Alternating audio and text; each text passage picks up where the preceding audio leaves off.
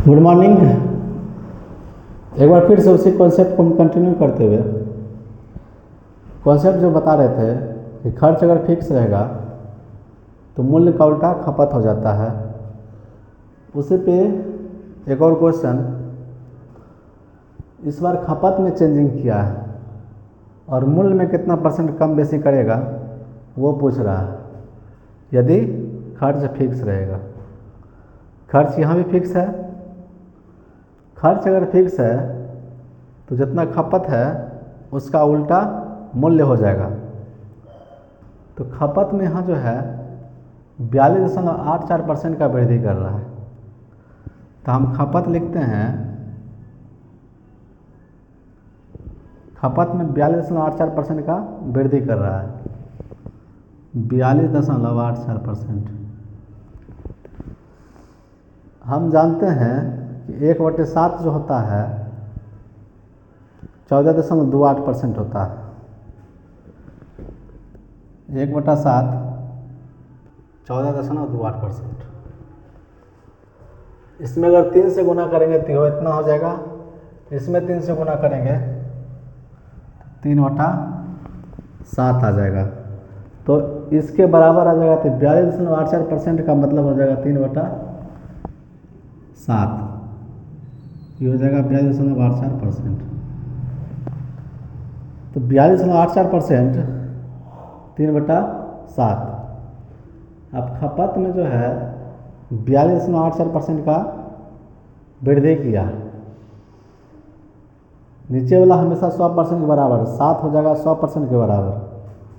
तो खपत जो है पहले शुरू में 7 था, उसका 42.84%, 7 का 42.87% 3 है, उतना का क्या कर रहा है, वृद्धि कर रहा है। तो खपत शुरू में 7 था, 3 का वृद्धि किया तो 10 कर दिया, यानी वृद्धि 7 से 10 हो गया। खर्च देख रहे हैं कि फिक्स है, वहाँ पे खर्च अगर फिक्स है तो मूल्य का उल्टा खपत हो जाएगा, खपत का उल्टा भी मूल्य, तो मूल्य हो जाएगा 10/7। कुछ नहीं करना है। यदि क्वेश्चन में समझ में आ गया कि खर्चा फिक्स है तो मूल्य का उल्टा खपत कर देना है। खपत यहाँ बढ़ रहा है 42.84%, 42.84% मतलब 3/7। शुरू में 7 था, 3 बढ़ा तो 10 हो गया। मूल्य में कर रहा है कमी करेगा, कितना कमी करना है, खर्चा फिक्स रहेगा तो मूल्य उसका उल्टा होता है, 10 से 7 हो जाएगा। कितना का कमी हो रहा है मूल्य में, 3 का कमी हो रहा है। शुरू में कितना था, 10 गुना 100 तो हो जाएगा 30%। 3 है 30%, यानी मूल्य में जो है 30% का कमी हो जाएगा यदि खर्चा क्या रहेगा, फिक्स रहेगा। तो अभी तक हम जितना क्वेश्चन कर रहे हैं सब में खर्चा फिक्स कर रहे हैं, ठीक है। अब खर्च भी चेंज होगा, खपत भी चेंज होगा और मूल्य भी चेंज होगा। अभी तक के कॉन्सेप्ट में जो हम बताए थे उस कॉन्सेप्ट के आधारित पे ही है कि खर्च हमेशा फिक्स है। 3 क्वेश्चन लगातार खर्च फिक्स रखे हैं। अब हर एक चीज़ चेंज होगा। यहाँ जो है खर्च फिक्स है, खर्च फिक्स है तो हो जाएगा मूल्य का उल्टा खपत, मूल्य का उल्टा खपत। दूसरा क्वेश्चन में थोड़ा सा चेंजिंग होने के कारण हम सोचे बता दें इसको। ए की आय 20 से 62.5% कम है। ए बी आय, ए की आय 20 से 62.5% कम है। अब 62.5% कितना होता है, तो हम जानते हैं कि 1/8 12.5%। तो इसमें अगर हम 5 से गुना करेंगे तो इधरों 5 से गुना करना होगा, तो ये हो जाएगा 62.5 और ये हो जाएगा 5/8। तो 62.5% जो है 5/8 के बराबर है। तो ए की आय 20 से इतना कम है, बी से तो बी हो जाएगा नीचा वाला, बी से तो बी हो जाएगा नीचा वाला 8, कितना कम है 62.5%, तो 8 का 62.5% 5, तो 8 में 5 कम है तो ए कितना हो जाएगा 3 कह रहा है। तो ए प्लस बी किया है, ए किया है 3, बी किया है 8, ए प्लस बी किया है कितना हो जाएगा, ए प्लस बी किया है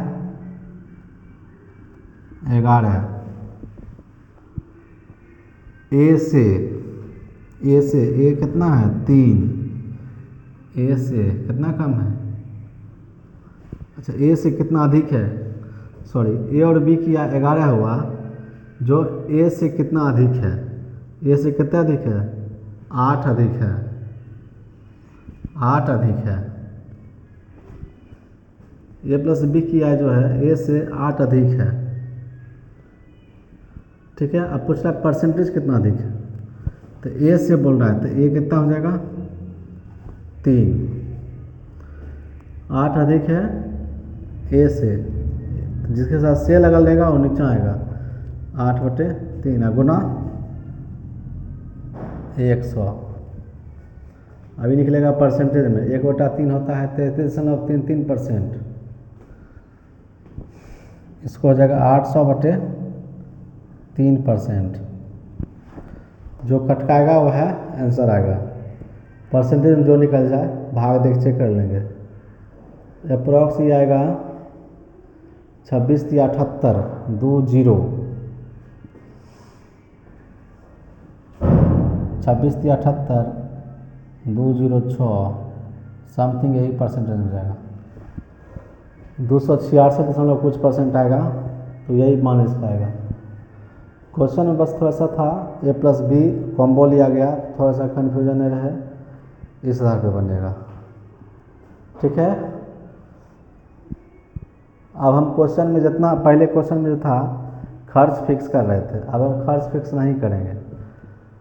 अब जो है खपत भी चेंज होगा, खर्च भी चेंज होगा, मूल्य भी चेंज होगा, तो इसको भी समझ लें, उसके बाद हम उस क्वेश्चन पे भी आते हैं।